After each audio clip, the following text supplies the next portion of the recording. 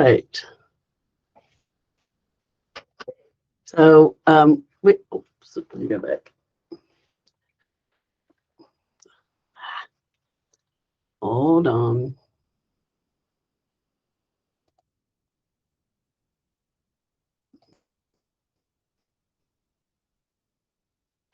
Okay, so we have uh, two grants that SHPO provides. One is survey and planning grant, and it is a grant that has a due date of October 31st. And then we have a state development grant, and we'll go into more specifics of both of these, and it is due March 31st. So the survey and planning grant is funded by the National Park Service as part of our Historic Preservation Fund. And they are devoted to historic preservation planning, education, archaeology, surveys, and National Register nominations. So who decides who receives the survey and planning grants? Well, I receive the applications and review them for completeness, and then I have others like Cody and Meredith and Susan to look over the applications and see if there's anything, any red flags that they see, and that we can reach out to them if it's a matter of pictures or, um, maybe some letters of support that they are missing. And we give them an opportunity to provide those to us before the grants actually go towards or to the review panel. So we have an independent review panel because it takes us out of the picture and the decision making on who is actually going to receive the grants. So they read them and score the grants, and then based on the scores that they assign, they will make recommendations for funding. So, and from there, those recommendations will go to our Archives and History Commission, which meets 3 times a year to review grants and National Register nominations. So they can approve or they can reject some of the funding recommendations by the review panel. And then once the Archives and History Commission makes their approvals, then the approvals go to the governor's office. Then the governor's office has the final approval. So, in any step of those 3 steps, grants can be, funded, not funded, ones that were approved in the review panel as that they're recommending for funding. When either of those steps, it could be changed or rejected. And then the governor's office has the final approval. So that's why we don't send any letters out until after the governor's office approves the recommendations from the Archives and History Commission, because anything can change. So anyway, so that's how the selection process goes as far as who receives the grants and how much. So these are some of the things that are funded with the survey and planning grant. Architectural surveys, for example, town of Eleanor wanted to do a survey of their town and to ultimately nominate the town of Eleanor for the National Register. And then there's also cemeteries that can be funded to be listed on the National Register. We had Hilltop Cemetery a couple grants ago that received a grant to list their cemetery. So it's not just towns or a home, or it can be cemeteries, for example, as well. And then, excuse me, I'm going to talk about the National Register nominations. I know it's kind of out of line, but The National Register nominations, once you are listed on the National Register, then that triggers a couple things for you. If you're listed on the National Register, you can do the comprehensive planning documents. And I use a Tyree Tavern as an example. They are in the process of requesting funds to do a planning document because they want to see how they can convert the tavern into a museum. So it's a really cool place if you've never been there. It's really neat. So, but they are that's what their plan is turned into museum, and this comprehensive planning document would give them kind of the roadmap along with the costs of how they can make the conversion. So the other aspect is heritage education, and that is not tied to National Register. But like, for example, there was a workshop, the masonry workshop that Weston HLC requested, and it's just that's tied to the heritage education. Referring Luna Park, since I have Lori on here, they're working on signage for their two historic districts.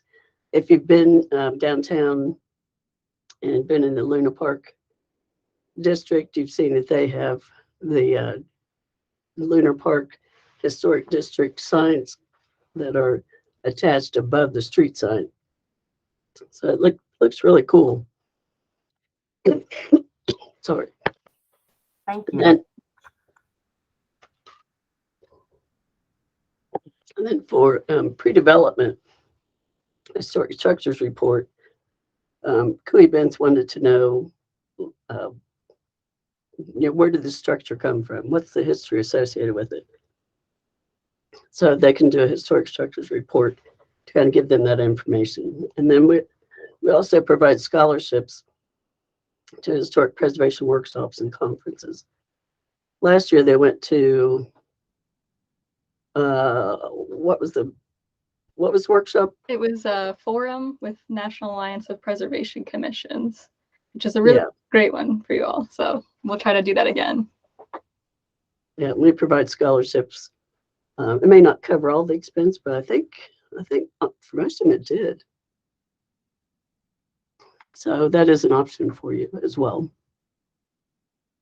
So one thing I have not talked about, I'm going to show you on the next slide as soon as it is also funded through grant projects, is archaeological surveys. So I love talking about Cook's Fort because on the left you can see the drone picture of it prior to excavation. You can see the outline of the fort, and then on the right is after the excavation. You can see the corner bastions. No, is it what does that call it? The corners. I lost it. But anyway, you can see the outline of the fort, which I thought was really, really cool. They found animal bones. They found pieces of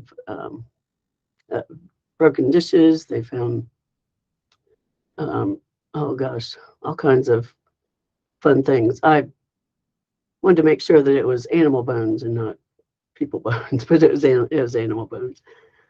So, and they sent all of that to one of our archives. So, preserve the history of the fort and what the fort was used for. It was a fort of defense. So it had some, they found some things in that that had to do with defense.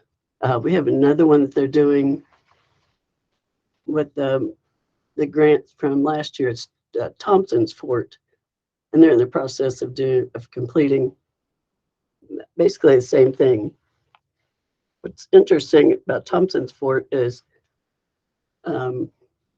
it's in the middle of a wheat field, and so they had to wait until it all was harvested until they could go so that they could go in and do the archaeological survey of Thompson's Fort, and then they sent up, they archived what they found, and then next year the guy will come in and plant his plants again. So it's just interesting, some of the things that they find. So survey and planning grants are reimbursement grants. They require non-federal matching funds or can be in-kind match. The match cannot come from another federal grant. So in other words, if you received a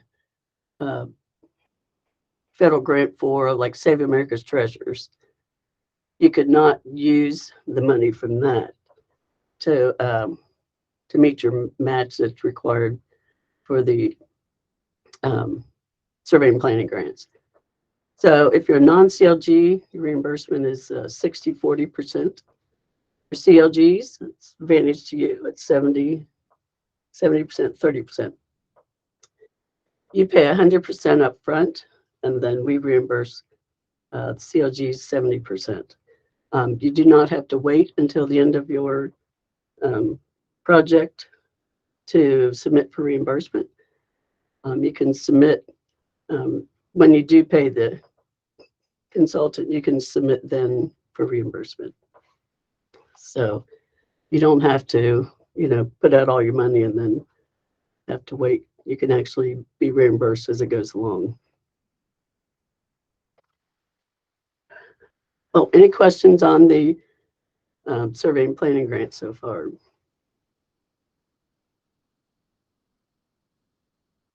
Okay. If you do, as we go along, please feel free to ask.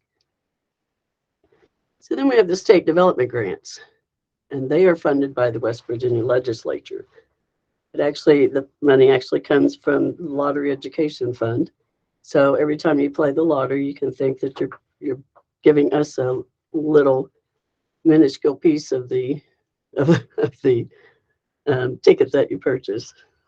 So grants from this fund are used to preserve, restore, rehabilitate, and it must be listed on the National Register of Historic Places. So that's why I say once you're listed on the National Register, it opens the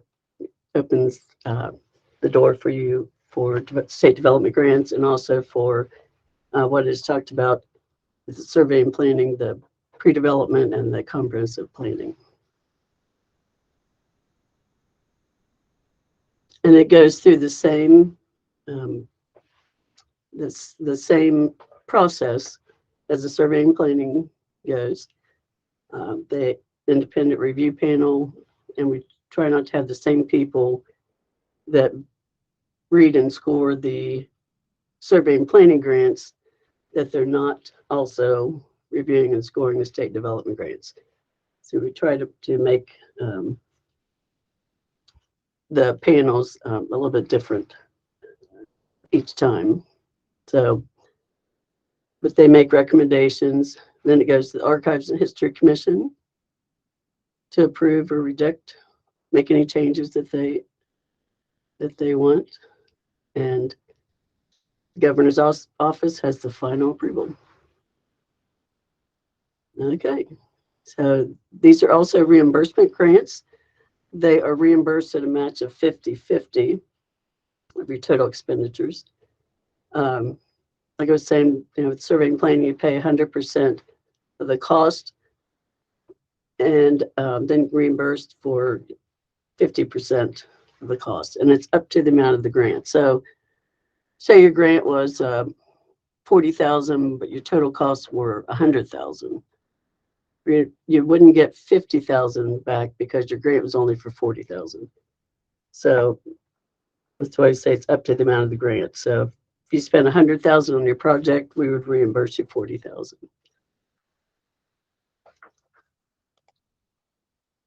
Okay, these are some examples that I really like of development grants, the success stories. I mean, there are a lot of them, but I just kind of picked some.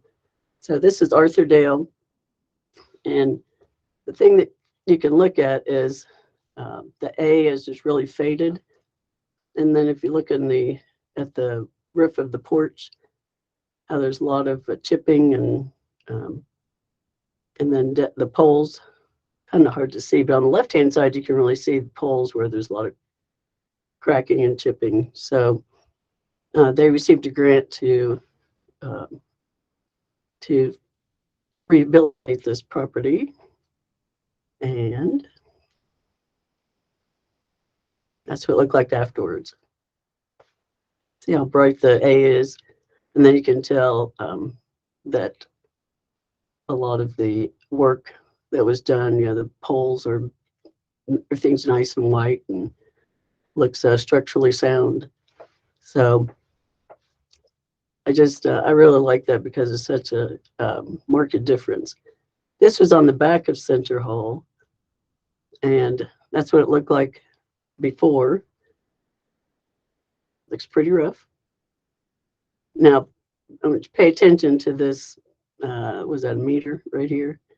So that you know that's the same building, because to me, I couldn't believe it was the same building. So, and that's what it looked like after rehabilitation. So it was a huge difference. Another one is Henderson Hall.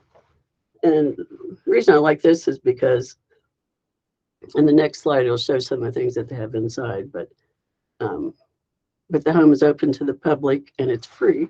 Well, I mean, sorry, there's a fee, and it contains artifacts, antiques, and furnishings, and documents signed by Patrick Henry, then governor of Virginia, local ballots, diaries, and letter written by Robert E. Lee to Elizabeth Henderson.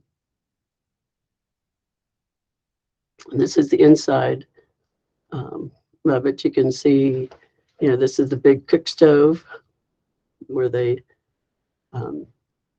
cook their dinners by firelight, and just all of the things that they found, all the artifacts that they found, when they were rehabilitating this building. Down here is a schoolroom, which is really pretty cool, with the original slate on the wall. And I just thought it was a neat example of some of the early century way that they lived, in the one-room schoolhouse. And so I thought that was a neat example. This is actually a jail, 1812 jail in, help me, Meredith, where is it? Beverly. Yes. And so they received a grant to rehabilitate the bricks. You can see there's a lot of a lot of the whole siding looks just really rough, and so they received a grant to, I think they actually whitewashed the building with the approval of our office, and I think the National Park Service had to buy in on this. But I mean, it's such a huge change to what rehabilitation can do to your properties. Some grants that we have received was to restore windows, where some of the old windows have kind of lost their cordage, that raises and their pulleys to raise and lower the windows. And so we work with them to rehabilitate the windows and, try not to replace the windows if it's unique to the structure. So they're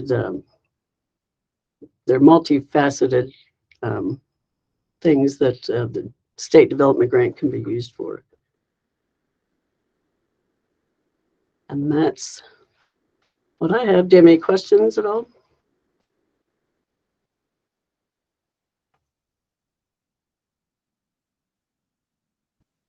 Thanks, Christy. Any questions on the survey and planning grants or the development grants?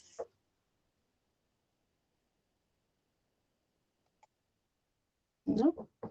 If anything should come to you, we're always happy to talk you through an application or help you determine if a project is appropriate. So always feel free to reach out. I like answering questions, so don't be afraid to ask at all. Great. All right, thank you all. All right, so we're gonna go ahead and kick off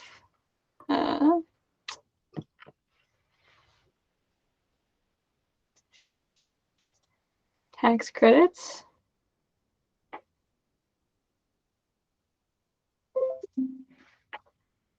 All right.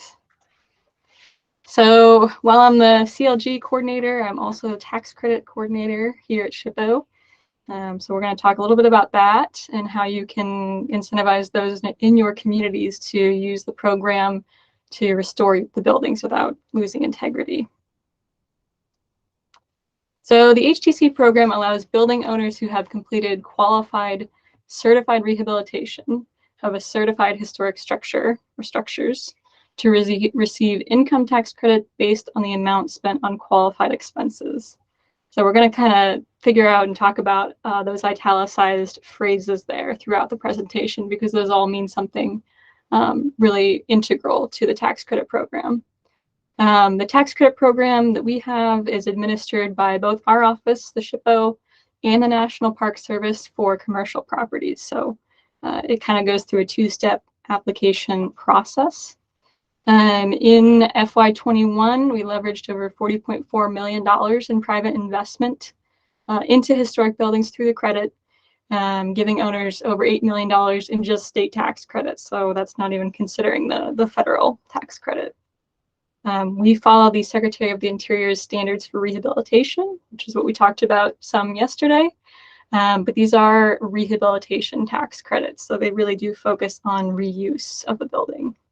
And lastly, it's a three-step application. And all of those, all the pictures here are recent tax credit projects within the last 5 years. So residential tax credits are available to a wide variety of you who have historic districts in your communities. These are a 20% income tax credit. This is just reviewed by us here at the state. But this is a project in Shepherdstown that used the tax credits recently. The commercial tax credit, however, is a 25% state tax credit and a 20% federal tax credit. So if you're doing the math, that's a total of 45% of your expenses given back to you during a rehab. I think it's super important to have a good team with you when you're working on a tax credit project. If you have a smaller building that maybe you're just doing an expensive roof on or HVAC, you might not need all of these folks. But if you're doing a bigger project that involves a multi-step, multi-phase rehab, you're going to want to include these folks. You're going to want to have a tax advisor. Pretty much everyone should be consulting their tax advisor to make sure these credits are worth something to you, so you don't receive them and say, well, now what do I do with them? So that's really key. You want to start working with us here at the SHPO as soon as you think of starting a tax credit project. We are able to give you a good sense of the steps and the procedures to get you started on the right track. You may include an architect in that, a soup of people there, reputable contractors, and even a historic preservation consultant who can actually fill out the applications for you, help you work through the standards and things of that nature. So those are all folks you might have along the way. So to receive historic tax credits, the property that you are applying your tax credits to has to be listed on the National Register, which can include contributing resources in a district, or it can be individually listed properties. So there is the opportunity for projects or buildings that are not listed on the National Register to begin the tax credit process early. So we can do a preliminary determination before the building is listed on the National Register, and you can kind of go through all the steps and actually start the rehab before the building is ever listed. You just want to make sure that it is listed before you take your tax credits. You have a 30-month window after the project is over to get it on the register. So our residential tax credit here in West Virginia is a very strong tax credit. It's one of the best in the nation, and we're very, very proud of it. It's a 20% state income tax credit, only for people who are rehabbing the house they themselves live in. So you have to be living in that house to take advantage of this credit. You can't be renting it to somebody or something of that nature. That would be a commercial credit. This is, again, only offered by us at the state, so there's no federal review. It is just our office who's reviewing this and working with you to make sure we're adhering the standards properly. You do have to meet an adjusted basis for both of these projects. For residentials, you're meeting 20% of the assessed value of the house in expenses during the project. So if you reach out to your county assessor, they can help you determine just the value of the building, not the land that it's on, but just the building itself. And once you determine that, you just take 20% of that, and that's what you need to be spending during your project, which is very easily done if if you have a clay tile roof or something you need to replace. That's a very easy line to hit. If you're just doing like windows and you don't think it's going to meet that, you might consider, well, do I need HVAC to be updated? Do I need new electrical lines to be laid? All of these things to get you to that 20%. And then, of course, we are following the standards. The commercial credit is the sort of bigger, meatier program here in West Virginia. Again, we've got a really great state income tax credit here. Again, one of the best in the nation. It's a 25% state income tax credit and a 20% federal tax credit. So of all of your spending that is a qualified expense, which most of the expenses on a project are, you can get 45% back in tax credits. So the credits are taken a little differently for federal and state tax credits. For federal credits, you're taking that credit at 4% over 5 years or until the credit is exhausted. For state tax credits, you can take it right away, as much as you want or as little as you want, and you have 10 years to use it. These projects are reviewed by both us at the SHPO and the National Park Service, so you are going through a two-step review process for all your applications. We try to move it along as quickly as we can. Sometimes it seems like they all come in at one time, but that's the name of the game. So again, you kind of have like a 2-month review window, 1 month for us, 1 month for them. For this adjusted basis, for these projects, you have to expend the greater of $5,000 or the adjusted basis of the building. And what that means is when you're purchasing a brand new building, you have to meet or exceed the purchase value of that building in a rehabilitation. It's a big number value, but this is really meant for rehabilitation of buildings, and that's kind of the intention behind that legislation. So that's more or less the name of the game. If you've owned the building for a number of years, your adjusted basis is going to be lower.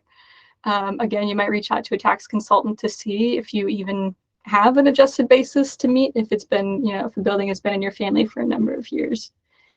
The Secretary of the Interior standards, of course, must be met, and we review it again, both state and federally, for those standards. The other stipulation with commercial credits is that the building or buildings must be used as income-producing properties for 5 years after the rehabilitation is completed. So you yourself actually has to continue to own the building for 5 years, and it still has to be income-producing. So that can even mean you purchase a house and you rent it out. As long as you're making an income off of the property, it is a commercial tax credit project. We touched yesterday on the standards for rehabilitation. Again, we really want to enforce retaining those character-defining features, spatial relationships, and craftsmanship. So we use the standards. We use use the guidelines and things of that nature to make sure we're doing that. QREs, or qualified rehabilitation expenditures, are those things that are qualifying you for the credit. So everything you're spending on a QRE is something that you can rack up in credit. So structural components of the building, walls, roofs, chimneys, windows, floors, anything of that nature, those are all qualified expenses, as well as soft costs like architecture or engineering fees, anything that you need to rehab the building in that sense. So, other fees that you might charge to your capital account will also accrue credit. Non-qualified expenditures are the acquisition cost, unfortunately, so you can't consider the cost of the building to be part of your QREs when you're purchasing a building. Any additions that may be added onto a property are not qualified expenditures. We do allow additions through this version of the standards, but the additions are not qualified. They're their own separate thing. Any appliances like refrigerators, microwaves, any water, well, no, water would count too, but anything that is essentially removable from the space and will be taken out at some point in the near future, including cabinets, are not qualified expenses because cabinets are so quickly changed. They're generally not character defining. There is a ruling somewhere out there that some historic cabinets in a historic house, like maybe a Lustron home, would be a qualified expenditure, but those are just really character defining. And any exterior facilities work. So if you're laying new plumbing lines, they aren't going to count as qualified expenditures until they hit the building itself.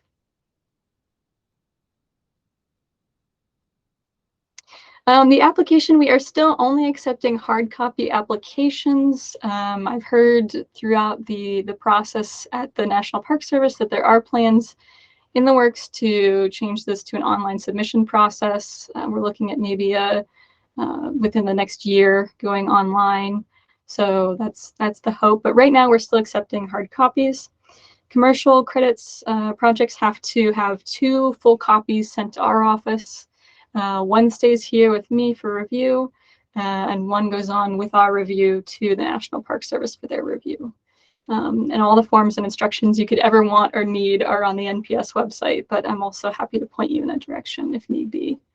Residential projects, since they're only reviewed here at the state, you only need to send in 1 copy. And I'm not going to go through all the nitty-gritty of the part 1s, 2s, and 3s, but essentially just so you get a gist of what the application looks like. The part 1 is evaluating the significance of the building, and this is only for buildings that are within a historic district and they're not individually listed. So if you have a property like that is, has one of those purple shapes that Susan Wood was showing you yesterday, that is an indicator of individual listing, then you can just skip part 1, move right on to part 2. But part 1 is making sure the property is still contributing to the district that it's in, that it hasn't been too heavily altered over time. Part 2 is really the meat of the application. You're going to talk about all the rehabilitation work you plan to undertake, and that might include adding drawings in, a lot of photographs, and anything we might need to get a sense of the plans you have. And then finally, part 3 is what you submit after the work is completed, and this is just certifying that your project has met the standards. So you're just sending in really photographs to us that we can review to make sure the work all checks out. We do have amendments as well, so as your project might change or grow, you can send in amendments as needed, and we will add those to your file. And again, make sure those are compliant with the standards. Or building or buildings, when it comes to tax credits, if you do have a series of buildings that are, quote, functionally related historically, like this mill complex here up in Martinsburg area. This is the Interwoven Mills. It's like a 13 mill complex that was built around the turn of the century. So essentially their tax credit project is all one credit project. And it's commonly used for things like mill complexes, like institutional buildings, military bases, public housing. farms, even just a house with a carriage house on it would be a functionally related project. This allows for generally more leniency on individual buildings in a project, and it does allow for limited demolition. So you can see in the right here, this was the dye house that so the Interwoven Mills was a textile factory back in the day, and this dye house here on the right was where they would obviously dye the textiles before shipping them out. So it was found through an architectural analysis, that engineering analysis, and report that it was not a structure that was feasible to be rehabbed. So it was demolished through the program. And then using tax credits. So once you've received your Part 3 and you're all good to go, we do at the state here, your tax credits are eligible for transfer, sale, or assignment. You use this little sheet here on the left to transfer your tax credits to somebody. So if you yourself don't owe enough taxes in that year, or if you just want to get rid of them earlier, you can sell your tax credits to an investor or someone who you might know who needs tax credits in the state. Federal credits, however, are ineligible for any transfer, sale, or assignment. So it does have to be something that you owe, but you do have like 20 years to use it. So hopefully in that amount of time, it'll come in handy. You will include the regular tax schedule forms, RBIC, RBICA, and such. And that is it on tax credits. Any questions on any of that?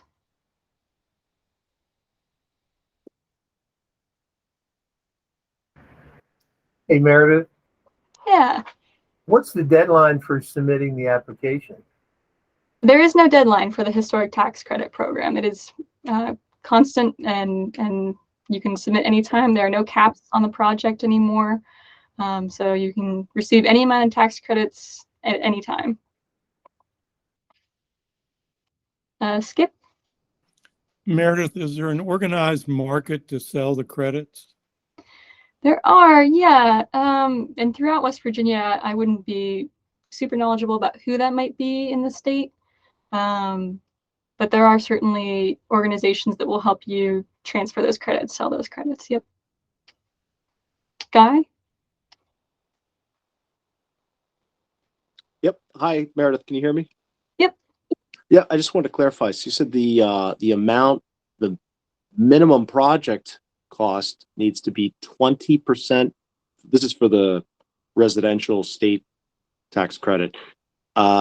Needs to be at least 20% of the latest assessed value of the property. That's correct. Yep. Okay. And I think when you were mentioning how do you get to that number, and you mentioned a couple of projects that could be grouped together. I think you mentioned electrical and HVAC. Is that right? That so it doesn't need to be external kind of facing. It can be interior work for the residential credit. Absolutely. Yeah. Both credit programs are interior and exterior work. Okay, got it. And then quick question for the commercial side. If somebody's using their home as like an Airbnb or a bed and breakfast, does that then qualify the property as commercial? How much, I mean, is there an commercial income minimum requirement, or where can I find out more about that? Yeah, so there's really no income requirement for any of the income producing properties. So conceivably you could like open a shop and no one could ever come and buy anything from you, which would be really sad, but you would still be technically like an income producing entity. But with that, if you're doing an Airbnb situation, there is a certain stipulation for how many days you can live in the house versus how many days you're renting it out.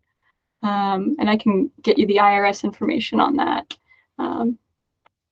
Yeah, that'd be great. I think for our town in particular, there's Yeah, a lot of questions around that. that's very true. Yeah, Harper's Ferry for sure. Great, thanks. You're welcome.